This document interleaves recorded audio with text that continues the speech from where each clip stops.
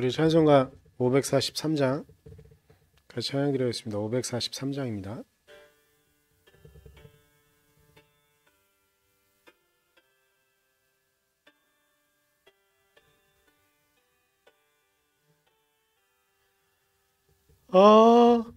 어려운 일 당할 때 나의 믿음 적으나 의지하는 내 주를 더욱 의지합니다. 세월 지나갈수록 의지할 것뿐일세. 무슨 일을 당해도 예수 의지합니다.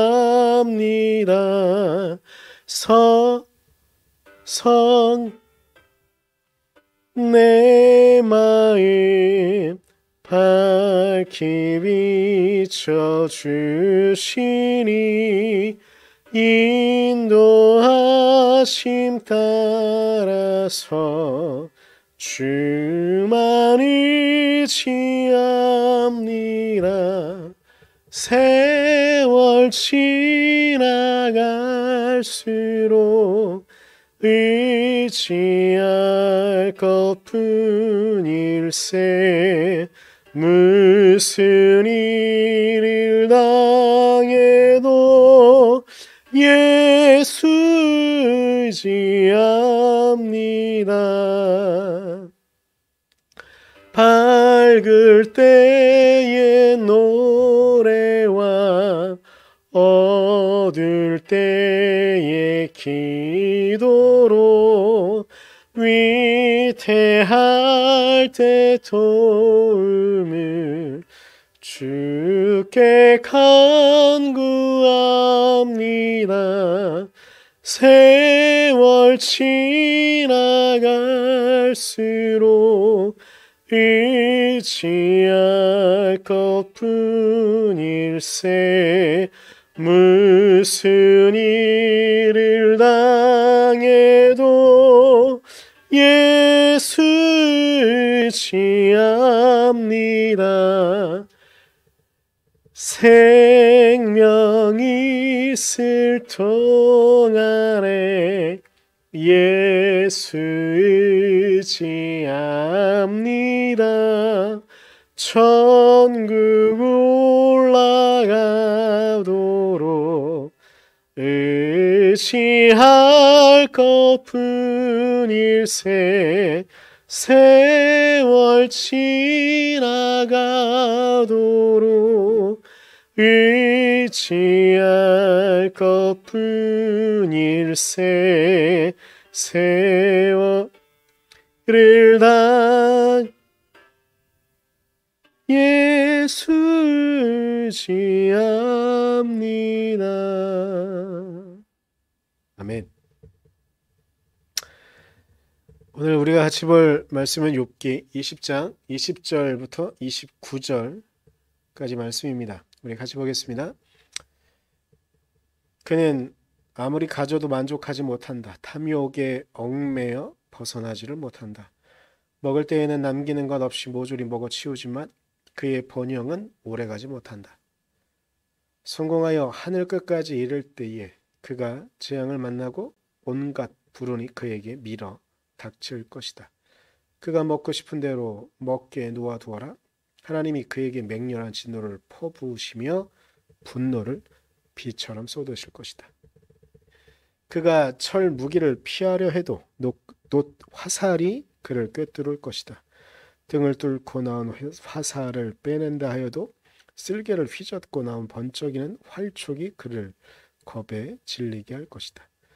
그가 간직한 평생 모든 재산이 삽시간에 없어지고 풀무지를 하지 않아도 저절로 타오르는 불길이 그를 삼킬 것이며 그 불이 집에 남아있는 사람들까지 살을 것이다.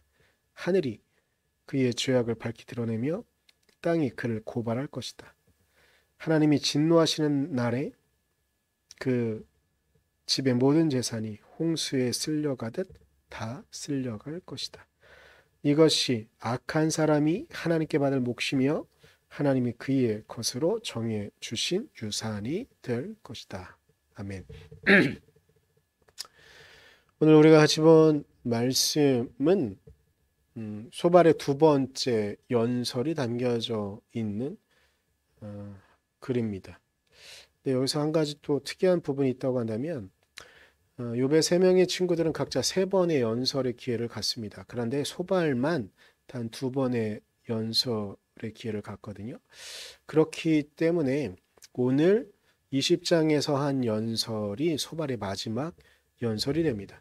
오늘 소발은 18장에서 빌다시한 연설과 맥을 같이 하는 측면이 있습니다. 그것은 무엇이냐면 악인에 대한 경고, 악인을 하나님께서 어떻게 다루실 것인가에 대한 이야기들이 여기에 나와 있습니다. 그러면서 소발은 이 자신이 하고 있는 말이 결코 혼자 얻은 이야기가 아니라 자신을 깨닫게 한 영에 의해서 오늘 연설을 하고 있다고 이야기하고 있습니다. 그러면서 이 근거된 이야기들이 자신을 깨닫게 하신 하나님의 은혜이기도 하지만 또한 역사 가운데 그리고 전통 가운데 오늘 우리에게 주어진 말이다라고 이야기하고 있는 것이지요. 그러면서 소발은 악인의 삶은 결국 이럴 수밖에 없다라고 이야기하는데 우리가 같이 보진 않았지만 13절에 이렇게 이야기합니다. 그래서 그는 악을 혀 밑에 넣고 그 달콤한 맛을 즐겼다라고 되어져 있는데 악을 혀 밑에 놓고라고 표현하는 이 문장은 전통적으로 이런 식으로 해석을 해 왔었습니다. 악인들이 어떤 일을 한다고 할지라도 그 마지막에는 결국 혀 바로 밑에 둔 그 독 때문에 과정 가운데는 뭐 성공하는 것 같고 다른 사람들이 부러워할 만한 어떤 성취를 이룬 것 같지만 악인의 성취가 그렇게 이룬 것 같지만 결국 마지막 순간이 되면 혀 바로 밑에 둔 입안에 있는 혀 밑에 둔 그 독 때문에 그 독이 능력을 발휘하게 되어져서 결국 그 일은 망칠 수밖에 없다. 악인의 성공은 그렇게 파멸되어질 수밖에 없다라고 해설을 해왔었습니다. 그러면서 소발이 말하고 있는 것이 있는데 15절에 그 모든 일의 악한 과정의 결과는 결국 하나님께로 오는 것이기 때문에 그 악인의 일이 결코 성공할 수 없다라고 말하면서 악인의 결과가 이러이러하다라고 말하는 것이 우리가 오늘 같이 본 본문의 내용들입니다. 23절 말씀을 좀 다시 좀 보면 그가 먹고 싶은 대로 먹게 놓아두어라. 하나님이 그에게 맹렬한 진노를 퍼부으시며 분노를 비처럼 쏟으실 것이다 라고 말합니다. 또한 27절에 하늘이 그의 죄악을 밝히 드러내며 땅이 그를 고발할 것이라고 말하고 있습니다.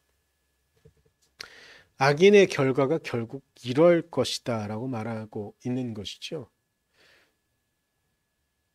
그런데 제가 얼마 전에도 말씀을 드렸었는데 욥기를 전체적으로 보면 욥의 상대편에 세 명의 친구들이 있어서 욥의 친구들의 이야기가 비현실적이고 그리고 심지어는 악한 말을 하고 있다고 우리가 편견을 가질 수 있지만 세 명의 친구들이 말하고 있는 그 이야기들은 아주 지당하고 아주 현명하고 아주 뛰어난 이야기일 수밖에 없습니다. 그런데 오늘 우리가 같이 보고 있는 이 소발의 이야기가 우리에게 어떻게 다가오는지 한번 생각해 봐야 됩니다. 이 말들은 너무나 지당하고 우리가 좀 전에 본문을 읽기도 했고 제가 소발의 이야기가 이런 과정들을 갖고 악인들은 이런 과정들을 통해서 징벌을 당할 수밖에 없다고 말씀드렸습니다. 그런데 여기서 하나 생각해야 될 부분들이 있습니다. 이 소발만의 이야기가 아니라 욥기에 등장하는 세 명의 친구들의 이 지당한 말 그리고 이것은 실제로 우리의 삶에 일어나는 일이기도 합니다. 그런데 하나님께서는 우리의 상식선에서만 활동하실까요? 우리가 인정할 수밖에 없고 우리가 이해할 수밖에 없는 그 수준까지만 하나님은 활동하실까요? 그 해당 사항에서 제외되는 한 존재가 있으니 그가 바로 욥이었습니다. 악인들은 정말 소발이 말하고 있는 것처럼 결국은 최종적으로는 이러한 징벌과 이런 벌, 그리고 그 일이 망하는 것들을 목격하게 되는 것. 우리가 걸어온 역사의 순간들이 그것들을 증명해주고 있습니다. 그럼에도 불구하고 이 사건에 외적으로 놓여져 있는 한 존재가 있으니 그가 바로 욥입니다. 어찌 보면 우리가 겪고 있는 고난의 이야기가 상식적으로 되어져 왔던 수없이 많은 이야기들의 외적으로 놓여져 있는 우리의 상황이 될 수도 있습니다. 우리의 그 상황들을 보면서 우리가 생각해야 되는 것들이 있는데 그것은 이 욥기를 통해서 하나님께서 우리에게 말씀하신 것은 무엇일까? 결국 우리의 상식으로 모든 일들이 되어진다고 생각하는데 그리고 정의도 그렇게 이루어진다라고 생각하는데 우리의 기대와 우리의 생각과는 별도로 하나님은 하나님의 일을 하시는 것은 아닐까? 우리의 상식 너머에 계신 하나님이 분명히 계시고 우리의 상식 외로 하나님은 활동하시며 이 땅의 정의와 이 땅의 공의를 이루기 위하여 오늘도 그분의 길을 가시는 것은 아닐까? 우리가 그 하나님을 기대했으면 좋겠습니다. 우리의 생각 안에서만 제한되어지는 하나님이 아니라 하나님의 능력으로 우리에게 행하시는 그 하나님, 그 하나님의 은혜를 우리가 마음에 새기며 오늘 하루를 그리고 우리의 인생을 그리고 이 사순절 기간을 보낼 수 있기를 소망해 봅니다. 기도하겠습니다. 주님, 우리가 주님의 은혜와 주님의 능력을 바라봅니다. 하나님 은혜로 하나님 사랑으로 우리를 지켜주시고 붙잡아 주셔서 우리가 온전히 아버지의 능력 가운데 있게 하시고 우리가 온전히 하나님의 말씀 가운데 있게 하셔서 우리의 상식 넘어 활동하신 하나님의 은혜,